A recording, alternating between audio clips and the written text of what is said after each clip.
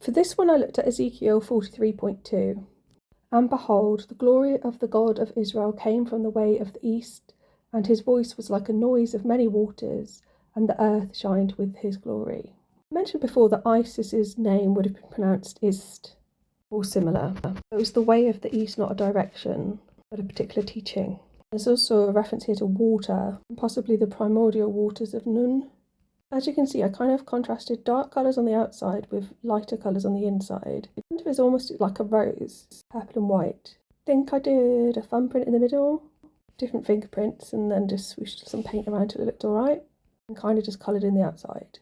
Apparently the purple rose is sometimes associated with the god of wine, Bacchus, seen as a symbol of excess and indulgence. So there's the idea of it swirling around. There's sort of, like I said, centre thumbprint, which kind of looks a bit like an old man on the left, and perhaps female, like an old-fashioned nurse figure, ministering him a drink. And then mostly formless around in circles, although there's a couple of birds there. And actually from this angle, it looks like the person on the right is praying with their head bowed. But I took this shot to show some of these faces in the bottom circles. The second one along from the left is probably the clearest. Again, the second head here, if you look at it in side profile, looks a bit like somebody with a soldier's helmet on. So in this part, tracing around some of the colours in those little faces. It's a bit like birds. I just thought, I want to get past these boundaries here, so I drew those lines to extend outwards. And actually from this angle, centre circle looks like an open mouth, a black snake. I can see a couple of birds' eyes in these sort of fingerprints around the edges here, especially the top two. It's letters BC. Maybe BR, before Christ.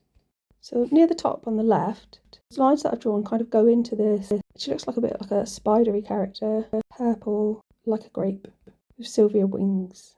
And there's these figures watching on bottom right, like one with a cloak over her head, and some people flying around having fun. There's some more figures top right.